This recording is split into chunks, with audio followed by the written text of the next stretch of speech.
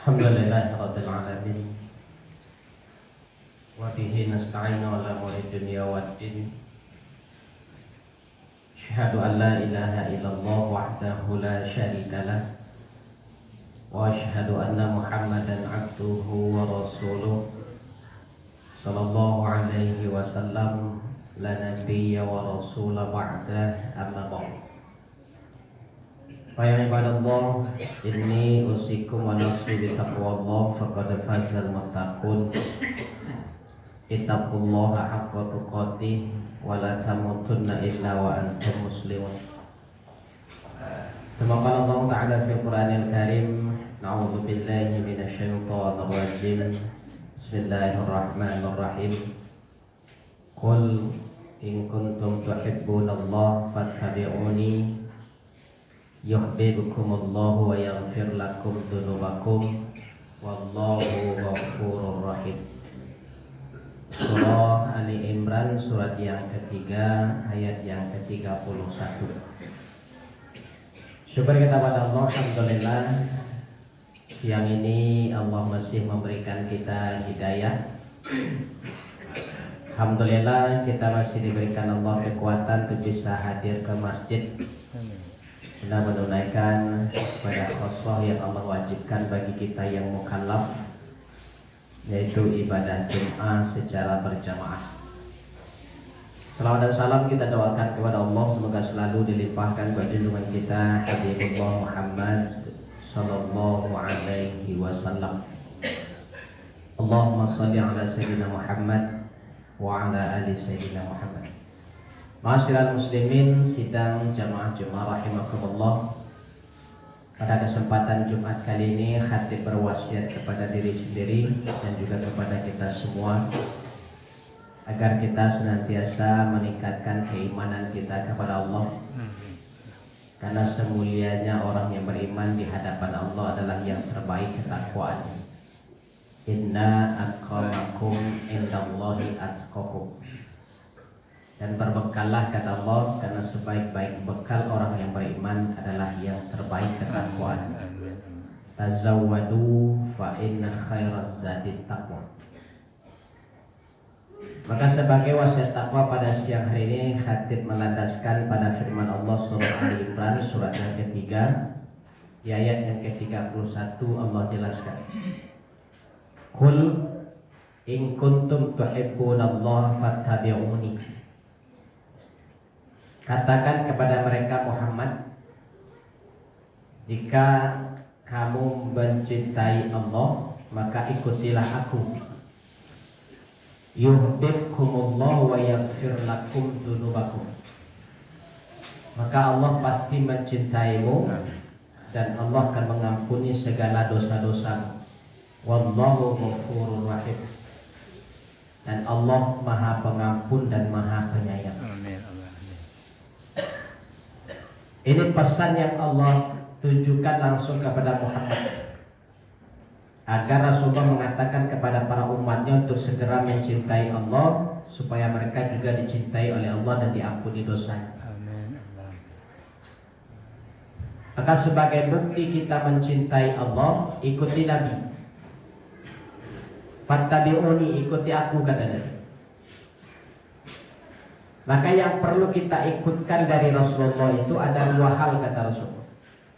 Taraktu fikum amrayni ma in tamassaktum bihi ma lan tadidu abada. Kitab Allah wa sunnat Rasul. Rasulullah sudah meninggalkan dua pedoman bagi kita. Selama kita berpegang kepada keduanya, maka kita tidak akan pernah merasakan sesat dalam kehidupan kita. Al-Quran dan Sunnah. Al-Quran yang menjadi ikutan kita hari ini itu adalah semua kitab yang sudah Allah sempurnakan. Karena ketika Allah memberi alif lam, alif nun di dalam ujung kata, itu artinya sudah Allah sempurnakan dengan sesempurna mungkin. Misal qoroba, dekat. Kalau Allah beri alif nun, kurban, itu kedekatan yang lebih sempurna. Faroko, beda. Kalau Allah beri alif nun di belakang, furqon, dia akan menjadi pembeda yang paling sempurna. Begitu juga dengan qira'a, bacaan. Kalau Allah beri alif nun di belakang Quran, maka dia menjadi bacaan yang paling sempurna. Karena Al-Quran ini menyempurnakan semua ajaran-ajaran kitab sebelumnya. Dari Zabur yang Allah turunkan ke Nabi Daud, kemudian Taurat ke Nabi Musa, dan Injil ke Nabi Isa, kemudian Allah sempurnakan menjadi Al-Quran. Semua ajaran Zabur, Taurat, Injil sudah Allah maktubkan ke dalam Al-Quran semuanya. Maka begitu Allah turunkan Quran, semua kitab sebelumnya sudah dinyatakan tidak berlaku lagi oleh Allah. Bahkan sebelum kitab ini Allah turunkan, juga Allah turunkan suhuf, lembaran-lembaran yang berisi aturan kehidupan yang mesti ditaati. Allah menurunkan 100 lembar suhuf ke dunia. Yang 60 lembar suhuf Allah turunkan ke Nabi Sis. Nabi Sis ini adalah nabi kedua setelah Nabi Adam, tapi tidak termasuk dalam urutan 25 nabi. Sis ini adalah anak yang terakhir, anak bungsu dari Nabi Adam, yaitu anak yang ke-41. Awalnya Nabi Adam memiliki anak 40 orang, 20 laki-laki, 20 perempuan. Karena 20 kali Siti Hawa melahirkan, ke-20-nya selalu kembar sepasang. Maka untuk melanjutkan keturunan manusia di muka bumi, kata Allah, Adam diperintahkan untuk menikah silakan anaknya. Anak laki-laki pertama nikahkan dengan anak perempuan yang kedua, dan anak perempuan yang pertama dinikahkan dengan anak laki-laki yang kedua. Tapi terjadi insiden, Habil tidak menerima perjodohan itu dan terpaksa dia harus membunuh Habil. Nabi Adam berdoa kepada Allah, ya Allah, kalau harus nikah silang berarti ada satu orang perempuan anak saya tidak bisa menikah karena pasangan sudah tidak ada. Maka kata Nabi Adam, gantilah yang hilang itu menjadi yang baru. Maka hamillah Siti Hawa yang ke-21, lahir anaknya laki-laki, satu orang yang diberi nama Sis. Sis ini diturunkan Allah 60 lembar suhuf sebagai nabi yang kedua setelah Nabi Adam. Dan 60 lembar suhuf Nabi Sis ini yang diajarkan terus sampai ke Nabi Idris. Idris itu cicit dari Nabi Adam, keturunan keempat. Dia yang meneruskan ajaran Nabi Sis dengan 60 lembar suhuf yang diturunkan itu. Tetapi dalam catatan, Nabi Idris lah nabi yang kedua setelah Nabi Adam dalam catatan 25 nabi. Kemudian 30 lembar suhuf Allah turunkan kepada Nabi Ibrahim,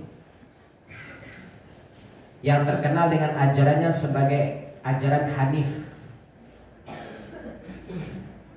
Dan ajaran Hanif dari Nabi Ibrahim ini sampai ke kakeknya Rasulullah Abdul Muttalib dan ke ayahnya Abdullah.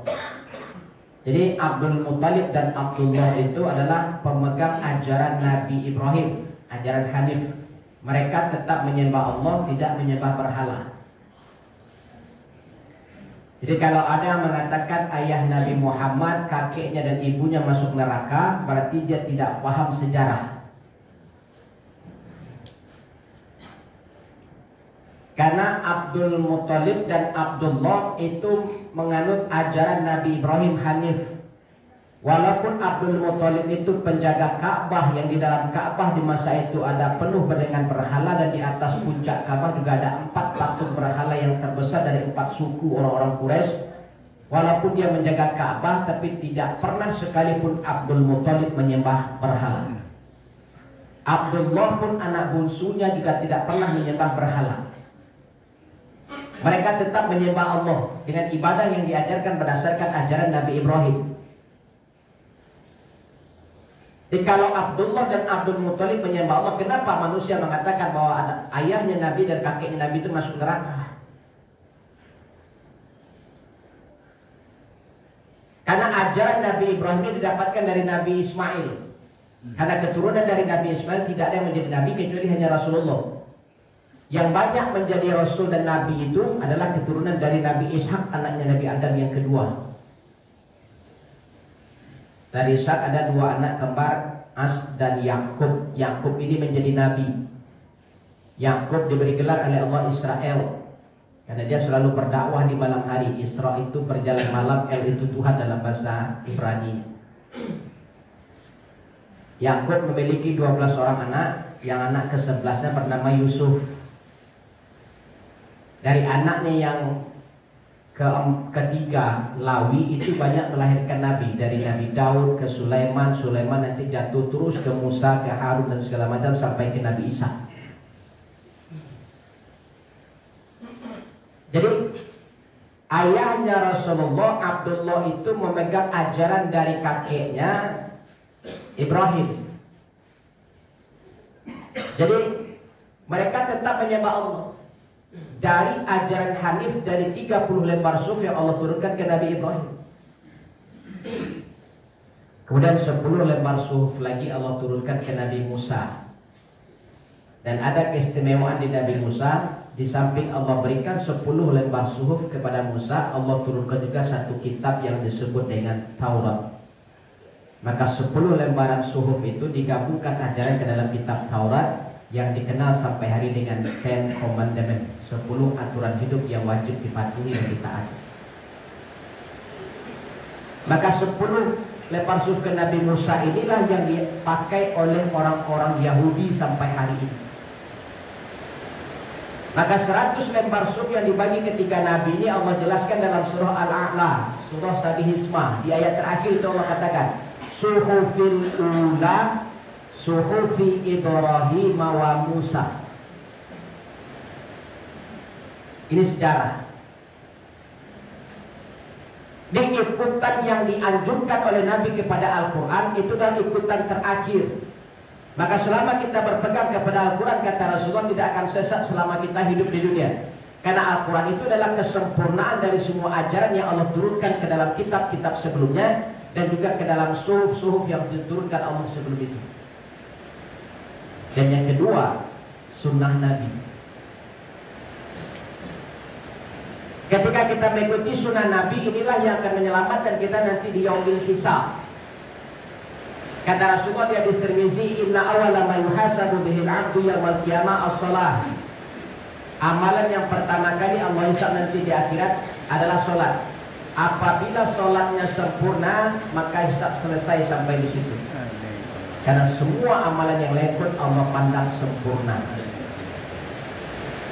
Tetapi jika sholat kita bermasalah dan tidak sempurna, maka Allah mengatakan kepada malaikat, tolong buka kembali catatan orang ini, catatan amalnya. Kenapa ya Allah? Karena dia adalah umatnya Muhammad, dan Muhammad paling terkenal dengan nabi yang banyak sunnahnya. Maka buka catatan amalnya kembali, kata Allah, periksa apakah dia ada melakukan amalan sunnah nabinya. Maka dibuka oleh malaikat catatan amal dari sejak kita balik sampai kita meninggal, dan di situ dikumpulkan semua sunnah. Ya Allah, sunnahnya banyak, kumpulkan, kata Allah. Begitu dikumpulkan oleh malaikat, diserahkan kepada Allah, kata Allah, gabungkan ke sholatnya yang tidak sempurna tadi. Maka begitu digabungkan oleh malaikat, maka kata Allah, aku nyatakan sholatnya sempurna. Nah, ketika malaikat mengatakan sunnahnya banyak, kira-kira yang banyak sunnah yang mana? Karena kalau kita berbicara sunnah yang berat seperti tahajud, tahajud itu cuma 1 kali 1 hari, dan itu pun kalau kita sanggup melakukannya setiap hari. Duha sekali dalam sehari, itu pun kalau sanggup. Syuruk juga sekali sehari. Puasa Senin Kamis cuma sekali seminggu. Kalau itu sekali-sekali kita lakukan, apakah bisa dikatakan sunnahnya banyak ya Allah? Kira-kira dari mana sunnah yang banyak yang dikumpulkan oleh para malaikat? Maka sunnah yang paling banyak nanti yang dihitung tetap oleh malaikat dalam kehidupan kita sehari adalah sunnah-sunnah harian Nabi yang selama ini selalu kita remehkan.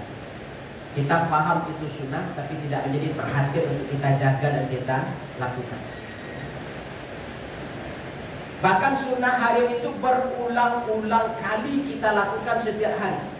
Contoh, ada sunnah ketika pasang sendal. Sunnahnya memakai dengan kaki kanan, membuka dengan kaki kiri. Sudahkah kita menjaga sunnah ini setiap kali kita melepas dan memakai sandal kita? Melepas dan memakai kaos kaki kita, melepas dan memakai sepatu kita, melepas dan memakai celana kita. Setiap kita melakukan memasangnya dengan kaki kanan dicatat sebagai sunnah yang pahala diberikan oleh malaikat saat itu. Ketika kita melepaskan dengan kaki kiri itu sunnah. Dan coba tanya kepada diri kita berapa kali kita sehari itu melepas dan memasang sandal.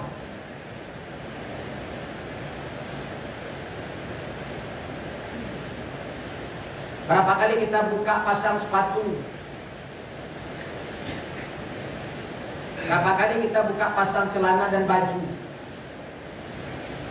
Dan kalau itu benar kita jaga, itu sudah berapa sunnahnya dalam satu hari? Hanya dari pasang buka sandal saja. Tapi adakah itu menjadi perhatian kita?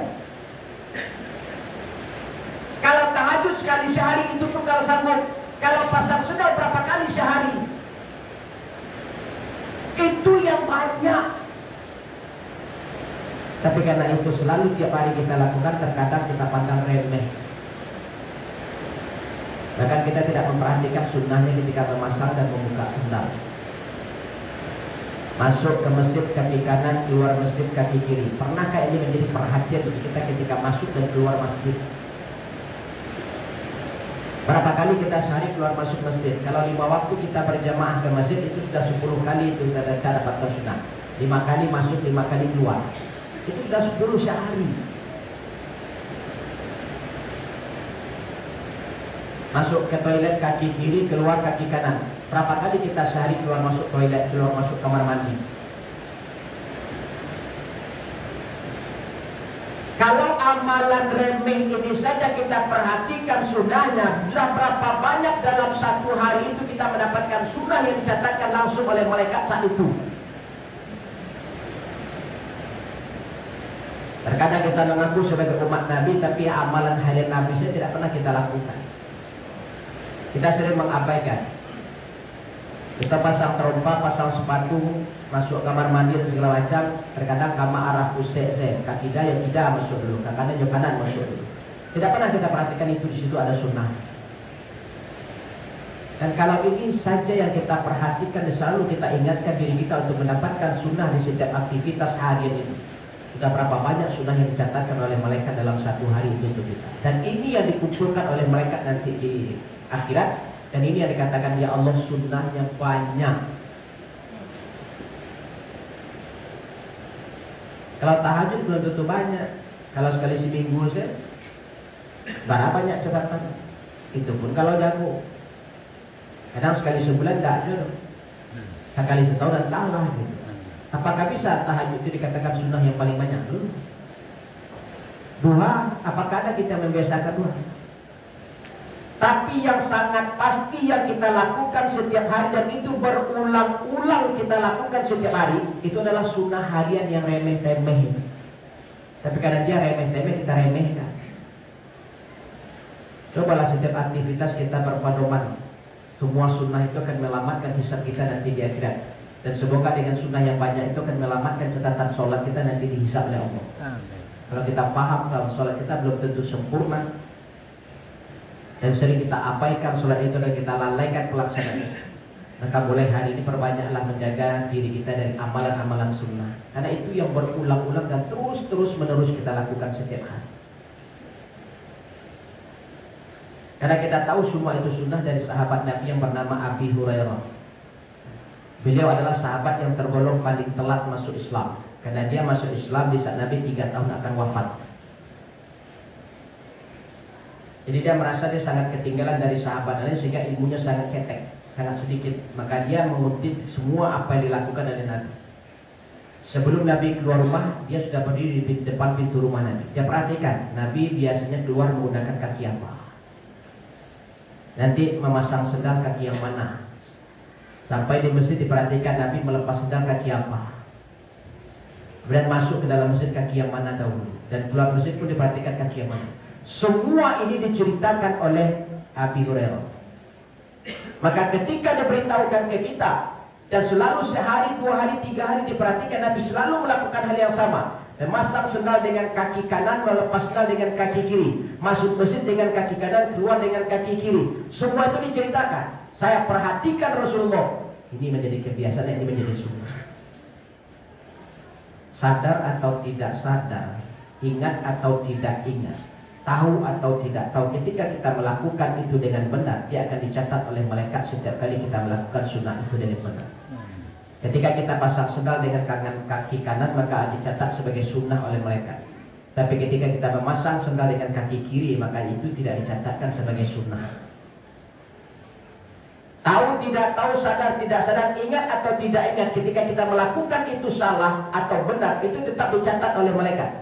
Karena kata Allah dalam surat Qaf surat 50 ayat 17, "Idh yatalaqqal mutalaqqiyan 'anil yamini wa 'anil shimali." Ingat kata Allah, di kanan kiri kalian itu ada selalu 2 malaikat yang selalu mengawasi dan menjaga kalian, yang siap untuk mencatat apapun yang kalian kerjakan dan kalian ucapkan. Ingat tidak ingat, malaikat siap mencatat. Apakah kita akan mendapatkan sunnah dalam setiap aktivitas harian kita itu? Tergantung dari kita mau atau tidak mengamalkan sunnah itu. Tidak usah kita berbicara sunnah yang berat sampai terjadi perdebatan, sampai terjadi pertengkaran, sampai terjadi bid'ah-bid'ahan. Tidak usah. Yang sunnah ringan saja masih belum terlaksanakan, kenapa kita masih berdebat dengan sunnah yang berat? Perbedaan itu rahmat kata Nabi, tapi jangan jadikan perbedaan itu pertengkaran sampai kita berselisih dan berpecah. Makanya karena Rasulullah faham hal ini, maka diingat oleh Rasulullah, nanti di akhir zaman umat itu akan pecah menjadi 73 golongan. Yang pecah belah itu hanya karena masalah-masalah sepele, masalah-masalah khilafiyah yang tidak terpaham, akhirnya bikin aliran baru, bikin aliran baru, bikin aliran baru. Nabi tidak pernah mengatakan aliran itu yang akan masuk surga pun. Nabi mengatakan umatku nanti di akhir zaman terpecah menjadi 73 golongan, hanya satu yang benar. Nabi tidak menyebutkan satu yang benar itu adalah aliran. Tapi Nabi mengingatkan selama mereka berpegang kepada kitabku dan sunnahku, itulah yang selamat. Jadi makanya kembali kita ke Quran, kembali kita ke hadis, dan laksanakan setiap hari apa yang menjadi sunnah. Tidak usah kita fikirkan sunnah yang berat seperti tahajud, puasa Senin, Kamis dan segala macam. Selagi kita mampu setiap hari mengulang-ulang setiap sunnah yang harian dikerjakan oleh Rasulullah, yang terutama yang remeh-remeh itu, saya pasang buka sendal, pasang buka kaos kaki, pasang buka sepatu, pasang buka celana, pasang buka baju, itu sudah berapa banyak sunnah yang akan kita dapatkan satu hari. Itu baru dari sisi pasang buka sendal, sepatu, baju, celana, belum lagi yang lain.